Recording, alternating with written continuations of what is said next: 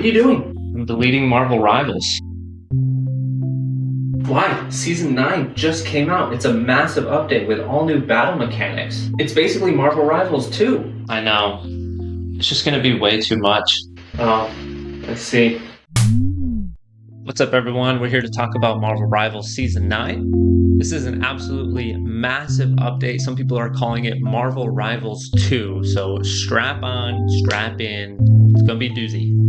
Okay, so first off, the team-up system as we know it is completely stripped away. It's revamped. It's renewed. This is honestly very exciting, but also very daunting at the same time. And I'll get into and explain why. So first, let's just forget that the old team-up system ever existed because poof, it's gone. Every hero now has 2 passive team-ups that they get to choose from. And these team-up capabilities are applied whether or not that other hero is on your team or not. For example, Namor gets a Gamma Squid for choosing the Hulk team-up, and he gets a pushback wave ability if he chooses to team up with Luna.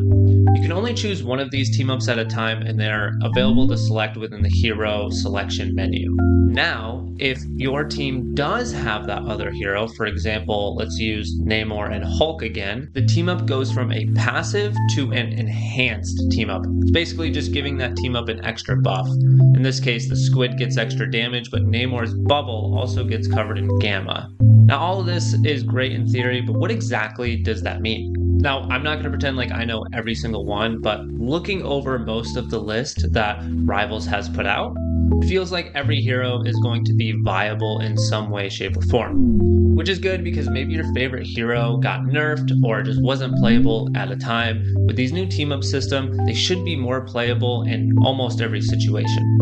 And while looking over the team-ups, we definitely don't know which ones are surefire bans. That'll have to be a lot of playing and feedback from the community to be able to really know, hey, these are the people that we need to ban. Maybe they have the most team-ups, so on and so forth. But what I will say is you better buckle up because there's going to be a lot of damage, CC, stun, flash, different abilities all coming out at the same time now. And me personally, I do think it is a little bit too much. It does feel a little bit ability spammy, like press button, get result kind of a thing.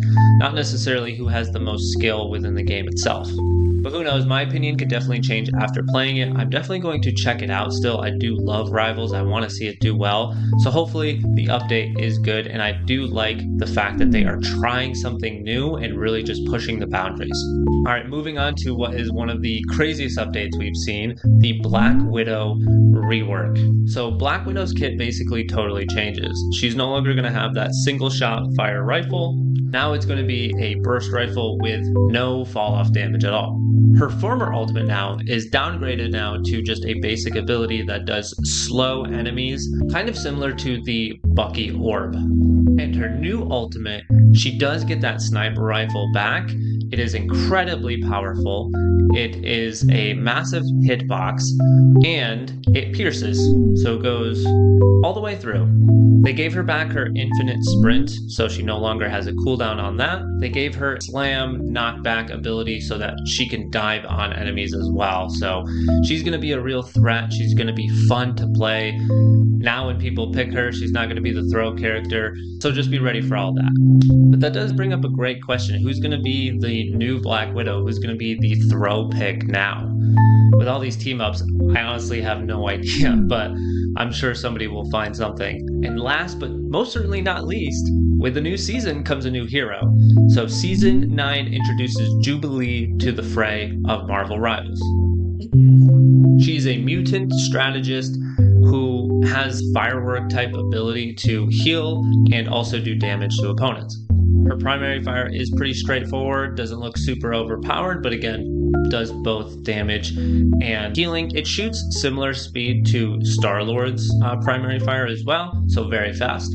She has an ability where she can throw out an orb, and that orb has a radius, which will also, again, deal damage to enemies and heal.